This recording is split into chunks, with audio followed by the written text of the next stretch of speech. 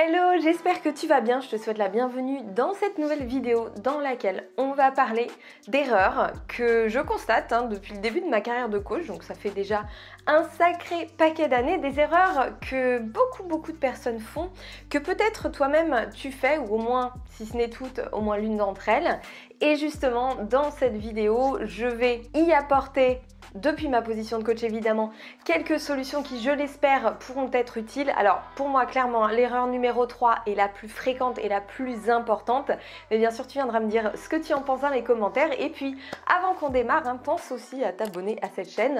J'ai encore plein de contenus qui, je l'espère, soient intéressants pour toi à partager juste ici. Et puis reste bien jusqu'au bout parce que j'ai une très bonne nouvelle à t'annoncer. Mais avant, place au cœur du sujet, le plus important. Ces erreurs que je vois beaucoup trop souvent qui t'empêchent d'avoir des résultats et qui ruinent littéralement ton évolution. Erreur numéro 1, ne pas établir d'objectifs honnête et réaliste. Alors ça, c'est quelque chose qui s'est énormément répandu avec l'avènement du fitness sur les réseaux sociaux, et je vais même dire avec l'avènement des réseaux sociaux, où on se retrouve à avoir littéralement une avalanche d'images, de performances, de corps, de physique qui sont totalement hors normes, ou en tout cas qui sont d'un niveau très élevé et qui finalement, à force, s'établissent comme une norme. Alors, attention, je suis bien d'accord que suivre des comptes comme ceci, et peut-être même comme le mien, parce que je partage certains de mes entraînements, etc., ça peut être inspirant, ça peut motiver. Et ça, c'est très bien. Moi aussi, je suis des comptes comme ça. Et c'est tant mieux. Mais attention, il faut garder suffisamment de recul et de réalisme, et je dirais même d'honnêteté vis-à-vis de soi-même, donc vis-à-vis de toi-même, par rapport à tes propres possibilités et à tes objectifs. Parce que tes objectifs, il faut qu'ils te servent à quelque chose, évidemment. Il faut qu'ils soient bénéfiques à ton bien-être physique et qu'ils t'épanouissent. Et le problème, et ça c'est quelque chose que je constate beaucoup, et comme je te l'ai dit, surtout depuis l'arrivée du fitness sur les réseaux sociaux, et oui, parce que je coachais déjà avant et j'ai vu une énorme différence, où à force de voir des shapes incroyables, des personnes faire des figures de yoga hallucinantes ou des performances sportives de haut niveau, tout simplement, on a tendance à se jeter dans ces pratiques sans du tout adapter sa propre pratique à son niveau, à ses particularités et à ses possibilités. Donc il faut impérativement, c'est mon premier conseil, se replacer en priorité. Quand tu décides de te lancer dans une pratique, de découvrir, de pratiquer une activité, quand tu veux te lancer un challenge, peu importe, replace-toi vraiment au centre de tes priorités, parce que ce que tu le fais tout d'abord, avant tout pour toi. Donc les inspirations que tu vas prendre autour de toi, par exemple via les réseaux sociaux, elles sont bien. Le but, ça n'est pas t'en débarrasser complètement, mais reste vraiment ta propre priorité, et surtout prends beaucoup de recul par rapport à ce que tu vois avant de chercher à l'adapter à toi, parce que plus tu vas être capable d'adapter ta pratique à ton propre niveau et pas en fonction de ce que tu vois, meilleure sera ta progression, et puis surtout tu éviteras tout risque de blessure, de frustration parce que tu ne progresses pas, etc. Donc pense à moi pour ce premier conseil. La prochaine fois que tu ouvres tes réseaux sociaux ou que tu regardes quelqu'un faire quelque chose qui t'inspire, qui te donne envie, pense d'abord à toi et à ce que tu peux faire, à ce que tu veux réellement faire et à ce qui est bon pour toi. Deuxième erreur également très fréquente que j'ai beaucoup constatée, que ce soit dans les cours collectifs, dans les box de CrossFit ou même chez les personnes qui pratiquent à la maison, vraiment un petit peu partout, c'est et d'ailleurs je le répète énormément dans les séances Moveo parce qu'on a vite tendance à le faire, c'est de mimer les mouvements sans vraiment les maîtriser et surtout sans les ressentir. Voilà, alors ça c'est une grosse déformation qu'on adopte assez automatiquement, particulièrement quand on suit quelqu'un, donc notamment quand on est dans un cours, mais aussi quand on s'entraîne en solo. On a vu un mouvement où on sait qu'on doit faire tel mouvement, donc on le reproduit, on bouge physiquement, on crée du mouvement, mais finalement la connexion cerveau-muscle, la connexion cerveau-corps, elle n'est pas vraiment faite, ou du moins elle n'est pas optimale. Et ça clairement, on n'est pas bien loin de juste brasser de l'air faire et donc de ne pas vraiment obtenir beaucoup de résultats concrets de ce que l'on est en train de faire. Et puis encore une fois, c'est le genre de pratique, de réflexe qui peut amener au développement de blessures à long terme. Donc évidemment, c'est ce qu'on cherche à éviter quand on pratique une activité sportive, je pense. Alors bon, quand on se met en mouvement, on laisse pas son cerveau en dehors de la salle ou en dehors de son tapis. On connecte. On se connecte à son ressenti, à ses appuis, à son engagement musculaire, à sa respiration, à son équilibre, quitte à diminuer le tempo, diminuer l'intensité. Et vraiment, on prend son temps pour réfléchir et pour ressentir ce qui se passe. C'est une petite gymnastique, alors évidemment qui s'affine et qui devient de plus en plus automatique avec la pratique, mais qui n'est pas forcément évidente au début. Il y a énormément de personnes qui me disent « mais j'arrive pas à respirer quand je fais des efforts ou quand j'entre dans une pause par exemple en yoga ou en inversion ». Mais oui, parce que ça se travaille et justement prendre conscience de sa respiration, appliquer une bonne respiration pendant l'effort, ça, ce sont des choses qui se travaillent justement par cette prise de conscience, ce développement de son ressenti et surtout cette concentration et cette connexion encore une fois entre la tête et le corps qui sont extrêmement importantes. Donc encore une fois, c'est quelque chose, si tu suis Moveo, que tu m'as déjà entendu beaucoup répéter et je vais continuer à le répéter dans les séances parce que dès qu'on commence à reproduire quelque chose que quelqu'un fait, quelqu'un qu'on est en train de regarder, donc par exemple un prof, un coach qu'on est en train de suivre ou alors parce qu'on est en pleine performance, par exemple en plein WOD de CrossFit, et bien clairement c'est quelque chose qu'on oublie. Donc là, mon conseil pour cette erreur encore une fois qui est très fréquente et qui ruine complètement ton évolution, ta progression, tes efforts, ça va être de penser, de faire cette petite gymnastique cérébrale pour te remettre, remettre ton cerveau, reconnecter ton cerveau à ton corps, à tout moment de ton effort, à tout moment de ta pratique. C'est très important.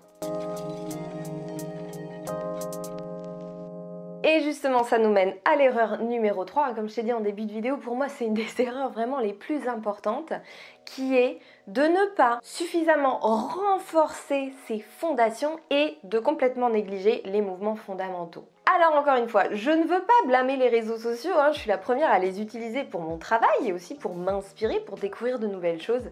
Mais clairement, ça nous aide pas beaucoup parce qu'encore une fois, on voit tout un tas de mouvements, de poses, de choses qui nous donnent envie de les reproduire, c'est tout à fait normal. Sauf que toutes ces choses que l'on voit, tous ces mouvements que l'on voit, quel qu'il soit, il nécessite à la base d'avoir cette maîtrise, cet engagement de nos muscles profonds, de nos muscles posturaux, de nos fondations et puis des mouvements primaires, des mouvements fondamentaux. Si on n'est pas capable de squatter correctement avec les bons appuis, avec le bon placement, ça ne sera pas intéressant de se lancer dans un WOD ou un super HIIT parce que tout simplement, encore une fois, on risque de se blesser, on n'aura pas la bonne connexion musculaire et pas la bonne maîtrise en fait de notre corps parce qu'on n'a pas commencé par la base. Et pour les fondations, c'est exactement la même chose. Si on n'a pas fait ce travail déjà à la base de renforcement du centre du corps, de nos muscles profonds, et bien ce sera comme une maison qui est construite sur de mauvaises fondations, des fondations trop faibles. Ça ne tiendra pas, ça va s'écrouler. Et là, c'est exactement la même chose. C'est quelque chose que je vois d'ailleurs à la fois chez les personnes qui font du sport loisir, mais aussi énormément, d'ailleurs si tu en fais partie, ouvre grand tes oreilles, chez les athlètes, chez les compétiteurs, les compétitrices qui bien souvent focalisent beaucoup sur la performance, les mouvements liés à la performance et beaucoup trop peu en tout cas sur ce travail de fondation, de renforcement des muscles profonds et aussi de techniques sur les mouvements vraiment primaires qui pour moi représentent une grande partie du travail. Et alors particulièrement si tu débutes, prends le temps. Alors je sais, on a envie que ce soit fun, on a envie de faire du sport Disneyland, c'est tout à fait normal parce que déjà que le sport parfois ça peut être fatigant, si en plus c'est pas fun, c'est un peu dur au niveau motivation. Oui, mais n'oublie pas que ton corps c'est ta responsabilité. Si tu te lances dans une pratique pour obtenir des résultats, pour te faire du bien, pour entretenir ta longévité physique, fais en sorte de bien le faire. C'est comme si tu voulais créer un concerto ou reproduire une sonate sans maîtriser tes gammes. Et ben, c'est exactement la même chose, ça risque d'être une cacophonie pas possible, sauf que là, sur ton corps, ça risque d'avoir des conséquences qui peuvent être graves ou du moins complètement freiner ta progression, donc ça n'a pas grand intérêt. Donc on prend le temps de travailler ces bases, de renforcer ces fondations, à la manière de gamme qu'on fait, qu'on répète, parce que ça fait partie vraiment à la fois de l'acquisition de tout un tas de réflexes de base et surtout de renforcement de base de tous ces muscles qui nous tiennent et qui nous font bouger, et puis ça s'entretient. Donc on n'oublie pas, on ne néglige pas ce travail au fur et à mesure de sa pratique, quel que soit son niveau. Je le répète parce que pour moi, c'est vraiment l'erreur la plus dommageable. Faire ce travail, prendre le temps de faire ce travail, c'est vraiment la clé à la fois de la longévité physique, d'une bonne progression, de bons résultats et de meilleures performances si évidemment c'est quelque chose qui t'intéresse. Et erreur numéro 4 qui rejoint un petit peu la première d'ailleurs, c'est de ne pas adapter sa pratique à son niveau. Et alors là, je dois dire que notre ego a tendance à venir mettre un petit peu son grain de sel parce que bien souvent, c'est lui qui a tendance à nous pousser à aller vers des choses que l'on n'est pas encore en mesure de faire. Alors encore une fois, c'est quelque chose que je vois beaucoup dans le collectif, notamment dans les box de CrossFit, dans les cours collectifs ou même dans les salles de sport, tout simplement, où on n'a pas forcément envie de partir sur des choses très basiques, des choses plus faciles ou même des options plus faciles, par exemple dans les cours collectifs ou dans les cours en ligne. Alors je dis pas que c'est toujours le cas, mais ça a tendance à un petit peu égratigner notre ego. Et le problème, c'est que ça n'égratigne pas que notre ego, puisqu'en général, ne pas adapter la pratique à son niveau, c'est le meilleur moyen déjà de ne pas évoluer et puis de se blesser. Voilà, on en revient un petit peu toujours au même. Donc même si c'est beaucoup plus flatteur de pouvoir se dire qu'on peut faire telle ou telle chose, qu'on a tel ou tel niveau, de se confronter par exemple dans un WOD à d'autres personnes qui ont un niveau plus élevé, et puis encore une fois parce que ça peut paraître beaucoup plus fun de faire des choses beaucoup plus corsées, on en revient à ce que j'ai dit au tout début, la priorité c'est toi. Et toi, si tu veux vraiment progresser, il faut que tu adaptes ta pratique à ton niveau du moment, niveau qui va évoluer. Mais ce niveau, si tu veux qu'il évolue, il va falloir démarrer au bon endroit. Donc comme je le disais juste avant, on pratique ses gammes, on veille à bien maîtriser ses mouvements fondamentaux, la maîtrise de son corps dans l'espace, tout simplement parce que ce sont des choses qui se développent au début, mais même juste se placer correctement dans l'espace pour des mouvements les plus basiques, si le cerveau ne sait pas connecter les bons muscles, ce sont des choses qu'il faut apprendre et c'est indispensable de les apprendre avant de sauter dans le premier HIIT qu'on a vu passer sur les réseaux sociaux par exemple, ou dans un cours de yoga avec plein de poses qui donnent super envie, ou dans un WOD de CrossFit dans lequel on est sûr qu'on va super transpirer et avoir plein de résultats. Bah ouais, mais ces résultats, ils n'auront lieu que si toi tu es capable d'utiliser ton corps correctement. Et encore une fois, on y va étape par étape en fonction de son propre niveau. Et puis c'est aussi ce qui te permettra d'éviter de faire l'erreur numéro 2 qui est de juste bouger comme un pantin sans aucun bénéfice et au risque de te faire quelques bobos. Donc on met son ego de côté, on adapte sa pratique à son niveau du moment, on ose demander au coach, au prof des options plus faciles si l'on est en difficulté, si on sent qu'on perd la maîtrise du mouvement et si on est à la maison, si toi tu pratiques du sport à la maison sur des applications en suivant Moveo ou des programmes en ligne, tu choisis les options les plus adaptées à ton niveau. C'est très important et vraiment j'insiste parce que c'est une erreur qui est faite par beaucoup. Et encore une fois, notre ego n'y est pas pour rien. Donc on le met de côté parce que c'est grâce à ça qu'on va pouvoir ensuite augmenter l'intensité et réellement progresser.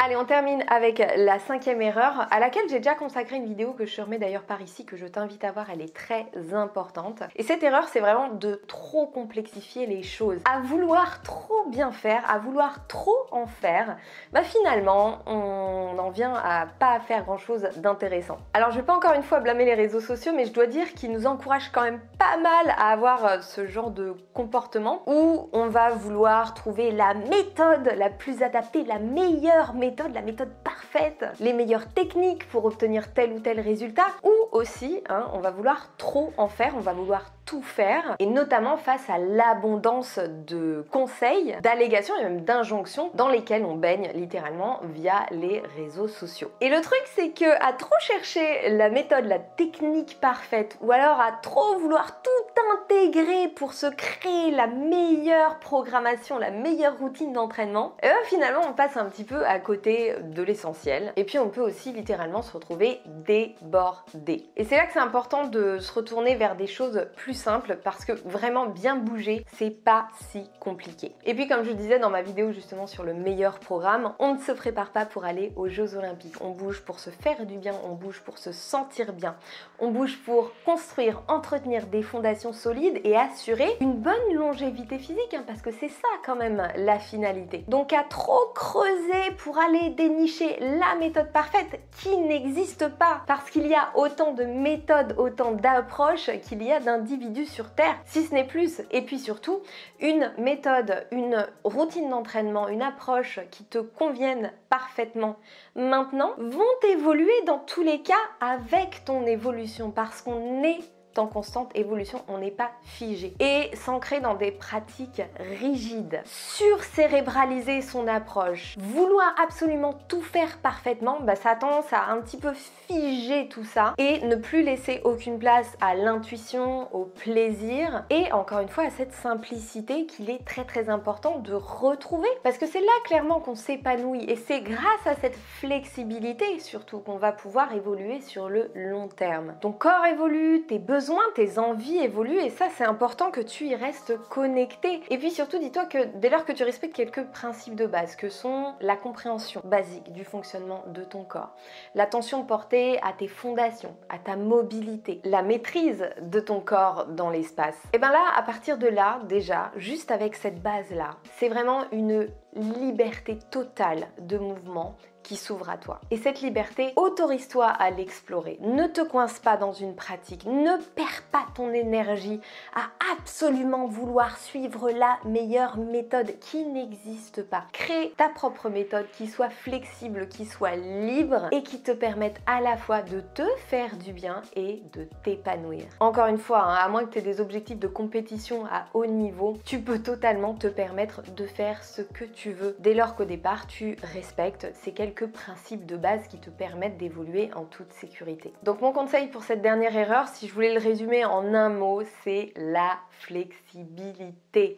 Voilà, dis-toi que tu es sur une aventure sur le long terme, tu es sur un marathon. Le but c'est de réussir à bouger le plus longtemps possible dans ta vie. Le but là, ce que tu construis maintenant, c'est aussi ce qui va te permettre d'être autonome à un âge très avancé. C'est ce qui va te permettre de t'habiller facilement, de faire tes lacets, de faire des gestes du quotidien le plus confortablement possible et avec le plus d'autonomie possible. Garde ça en tête, d'accord? Donc ne te coince pas dans des méthodes, reste flexible et garde cette liberté de mouvement. La liberté de mouvement, elle est physique, mais elle est aussi mentale. Voilà, j'espère en tout cas que les conseils que je te donne dans cette vidéo te seront utiles.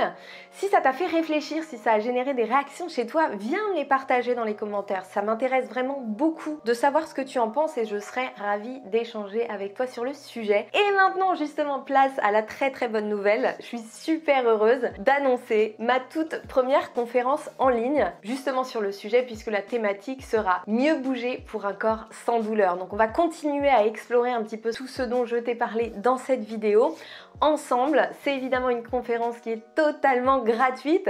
Je suis super excitée de pouvoir la faire et surtout de la partager, je l'espère, avec toi. Je suis un petit peu stressée aussi parce que c'est quelque chose que j'ai encore jamais fait, mais en tout cas ça va être vraiment intéressant et puis surtout je prendrai tout le temps qu'il faut pour répondre aux questions en direct. Donc si tu en as, ce sera le moment évidemment de me les poser. Alors les inscriptions pour la conférence vont très bientôt ouvrir. Je te laisse regarder en description, tu y trouveras toutes les informations et j'espère vraiment te retrouver et avoir le plaisir d'échanger avec toi lors de ce bon moment qu'on va passer ensemble. Allez, je te laisse regarder tout ça directement en description. Je te remercie en tout cas d'avoir regardé cette vidéo. J'ai hâte de lire tes commentaires et puis j'espère maintenant que s'il y a quelques erreurs parmi lesquelles tu t'es retrouvé, et ben tu auras les outils pour pouvoir y remédier. Allez, je te fais de gros bisous, prends bien soin de toi et je te dis à très vite pour une nouvelle vidéo.